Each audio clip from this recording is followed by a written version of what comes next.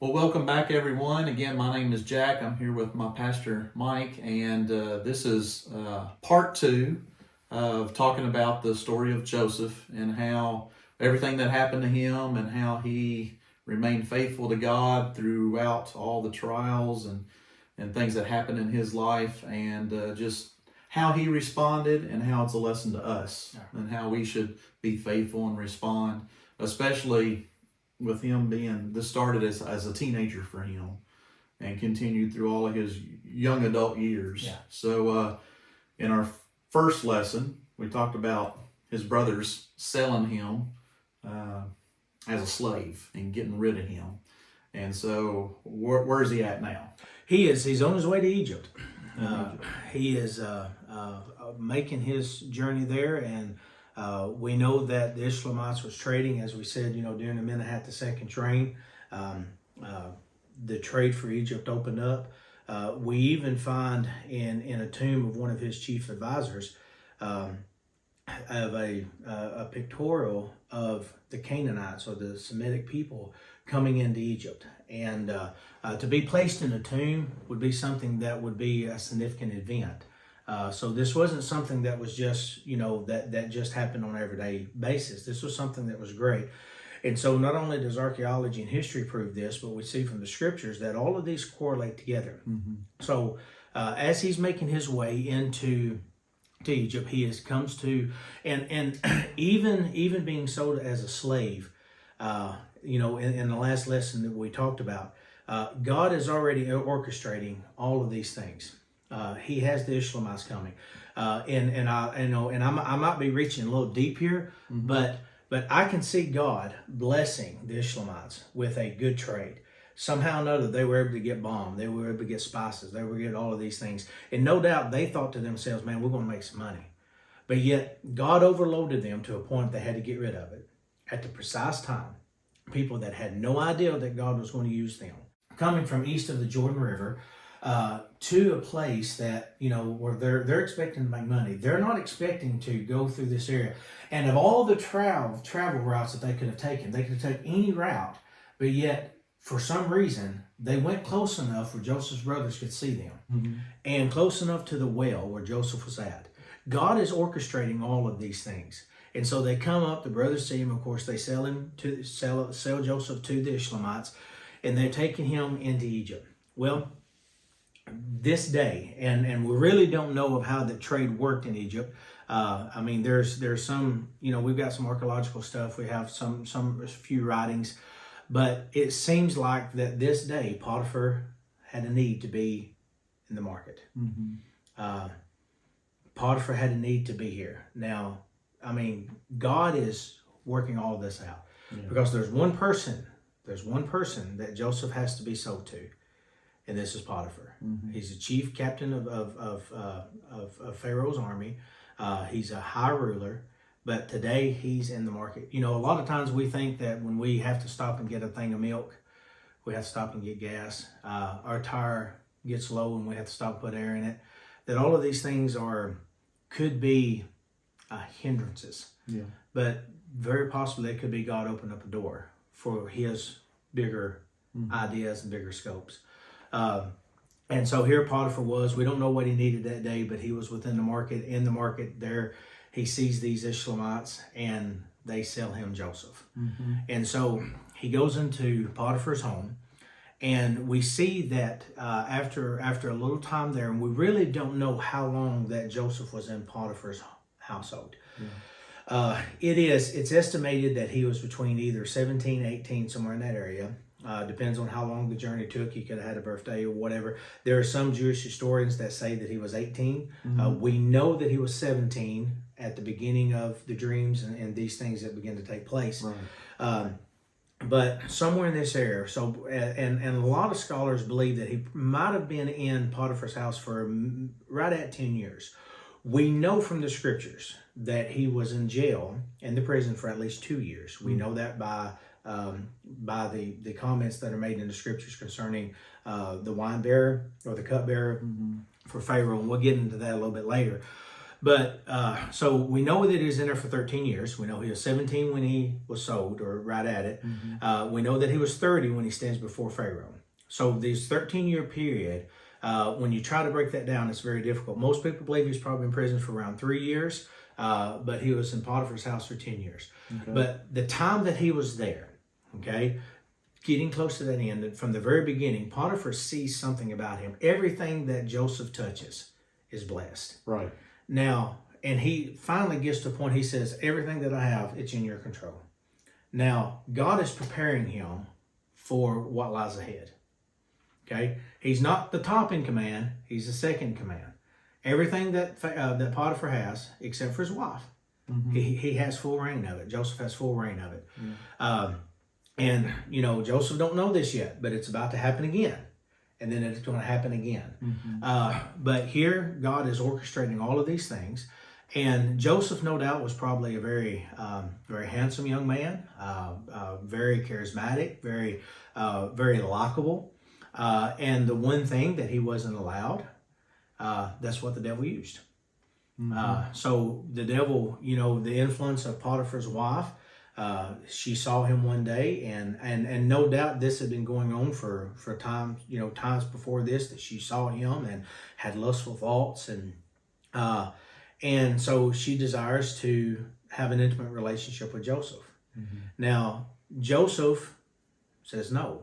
He says, I've been entrusted with this stuff. I'm not going to break my bond and my oath that I made with your husband, but above all with God. So, you know, here he was being tempted with a sin that at that age would be very hard to overcome, because one of the things is he probably could have got away with it. Right. I mean, he very possibly could have, and still been in that rank. But by succumbing to that sin, if he'd have succumbed to that sin, he'd have never been put in prison. And he had to be in prison. He had to be put there. When we get to Esther, we'll mention something that we'll mention this again. But with Esther, you was put there for such time as this. Right. Everything in our life, the timing is impeccable with God. We might not see the timing perfectly, but he does. And so he had to be, this had to happen, because nothing else would have put Joseph in prison. Because Joseph wouldn't go against what he was supposed to do. Right, because in Potiphar's house, like you said, whether it was 10 years there, I mean, it says Potiphar's house was blessed. Everything that Joseph did, everything he touched, you know, whether he managed all the assets and crops and money, it was all just being blessed. Yeah. So he was growing in favor. I mean, he was, you know, he went from a slave to now I'm in charge of an entire estate. Yes. Yeah. And no doubt a very large estate. I mean, you know, with the way that we see. Since he was a chief. Potiphar. Potiphar was a chief. He was a chief over the armies. And when we look at the scriptures and we see the things, one of the things that I think's very important is not only did Potiphar see what Joseph did and how that it increased, but he saw God in Joseph. And there is where I think a lot of times, young and old, I think us as children of God, we fail to allow people to see God in us. They have to see, the world has to see God in us. And some of them, it won't matter. But to some, it'll make a difference. Showing compassion, the scripture says, making a difference. And here was a compassionate young man. Now, like I said, he's 17 to, and let's just, you know, take this from what we gather from most scholars. He was probably 17 to 27. Yeah. So somewhere in this area. I mean, in the prime of his life. Right. I mean, he really is in the prime of his life. And yet, Potiphar is able to see God in him. And we'll see it again here in just a little bit. I mean, they see there's evidence that this person has power and has influence with God. And now whether they know it's the God of, you know, if it's Yahweh or Jehovah, or whether it's one of their gods, they know that something higher is in control of them. And they see how that he's blessing him. And so That's what the world needs to see in us. You know, a lot of times we think it's the words that we say. It's not. It's the actions that we do. It's how that we relate ourselves. It's how we treat others. It's how that we are faithful and obedient to God. Because here Joseph was being faithful all through this time. And here's another curveball about to be thrown to him. Yeah. But yet he's still showing forth God in everything that he does. Yeah. And so we get to this point, and Potiphar's wife, she tries really pushing herself on Joseph. And the way that we read the scriptures, it seems like she was almost trying to force herself on him. And the only thing that he could do, the only way he could get away was to take off his coat. And he took it off because no doubt she had grabbed a hold of it and was trying to, really manipulate him into doing something that he knew that he wasn't supposed to do. Like I said, he probably could have got away with it, but it would not have been the will of God. God had a higher purpose for Joseph. And so he fled. Right. And I'm telling you, if you have sin in your life, if there's temptations, run from it. Drop whatever it is that you might hold valuable, whether it's the pride, whether it's the influence, whether what people think, whether it's the outcome of if I leave this place, what's going to happen? Leave. Yeah. Be obedient to the Lord. Flee from it. And that word flee means he ran. And I think what a beautiful picture and an instruction for us, for every one of God's people, is that when we're tempted with sin, to get away from it. Yeah, this is a great lesson in that. Yeah. Run away from sin, get away from it. And so we see that as soon as he leaves, she's like, oh my goodness, now I've got his coat. How am I going to explain this? I know what I'll do. She hollers for the guards. Mm-hmm. And then when Potiphar comes home, she tells him, hey, this Hebrew that you brought in, this foreigner, he tried to force himself on me. Here is this coat. Mm-hmm. And so Potiphar gets angry and throws him into prison. Here goes Joseph from being pampered as a child, sold by his brother into slavery, blessed in such a great way in Potiphar's house, thrown into prison. Yeah. It's a roller coaster. It's a roller coaster. Yeah. But it's not like the children of Israel in the book of Judges. Judges is a roller coaster. They serve the Lord and then they're back down. This is a roller coaster of a man staying faithful. Yes. And circumstances. It's a roller coaster of circumstances. Yeah. And there's the key to this. When we look at Joseph, we have to stay faithful. Mm-hmm. As you mentioned earlier, this is a perfect picture of Jesus.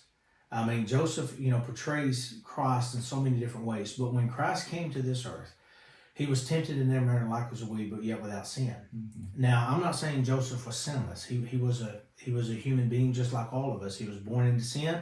He had sin imputed into his heart because of Adam's transgression and all of these things. So Joseph was no different than you and I. Right. It was just his place and time was different. His time in the world was different. His position was different. But yet that doesn't matter. Mm-hmm. We need to always stay faithful to God and let the Lord use us as he sees fit. Doesn't matter the outcome. What matters is today I'm going to serve you. When we look at the Lord teaching, and I think we mentioned this in the last few lessons, when we look at what Jesus said, when the disciples said, teach us how to pray, first thing he starts off with, our Father in heaven, hallowed be thy name. Then he goes into speaking concerning, let thy will be done on earth as it is in heaven. Give us this day our daily bread. It's not about tomorrow. It's about today. Lord, your will be done today as you would have it to be. I want my life to be exactly what you want it today, as you have inspired it to be in heaven. Whatever it is, let it be that way. And Joseph very much, I think, was an example of that. Well, these are some great thoughts. I think we're going to wrap up this lesson, and then we will continue with our third lesson next week, and we will continue the story of Joseph. Yeah. So again, thanks for watching, everyone.